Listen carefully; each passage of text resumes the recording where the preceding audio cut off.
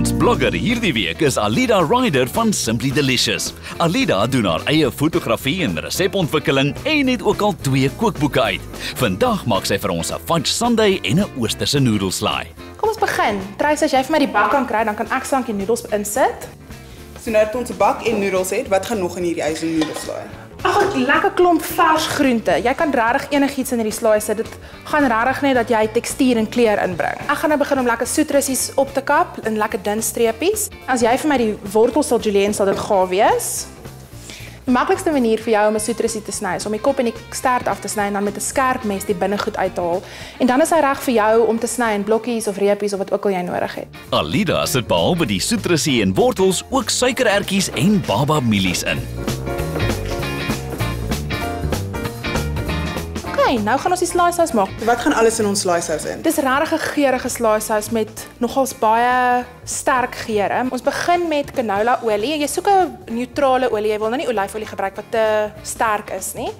Dan gooi ons 'n bietjie sojasaus by.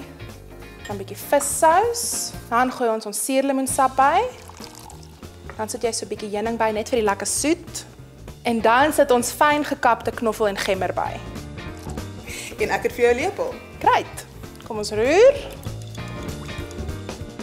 Dan is dit lekker deurgeroer en nou gooi ons dit oor die slaai en dan sit dit klaar. Hierdie is 'n heerlike saamdra-slaai na 'n braai. Sit hoender by en dit is ook 'n middagete. Nou vir die soete verleiding. Ons maak 'n heerlike warm fudge sundae. Ons begin met kakaopoeier, room, kondensmelk, botter en vanilla en ons sit dit alles in 'n kastrol en dan vat ons dit stoof toe.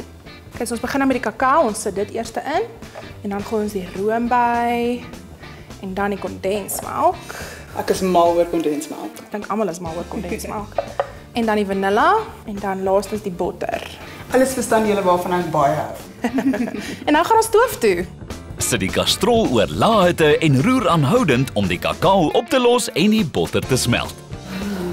Dit lyk so lekker, ek wil net my vinger indruk en proe. Nou vat ons eers die glase en dan sit ons eers 'n lekker skepie roomys in. En dan sit ons bietjie van die warm fudge sous by, nie bietjie eintlik bietjie baie. En dan kan jy nou enige vrugte, ek hou daarvan om piesang by te sit. En dan sit ons nog 'n skepie roomys by. Hoe sou jou boom net met la? Ja, soos 'n regte sundae. En dan sit ons 'n laaste bietjie sous oor. En dan net 'n laaste paar kersies, net vir die mooi. Wel, daar's net een ding wat ek kan sê. Dink tyd om te eet. Ek dink ook so. Of jy nou die oosterse noedelslaai of die fudge sundae maak, nie een van die 2 heerlike resepte gaan jou ure in die kombuis hou nie. Probeer hulle gerus, jy sal beslis nie spyt wees nie.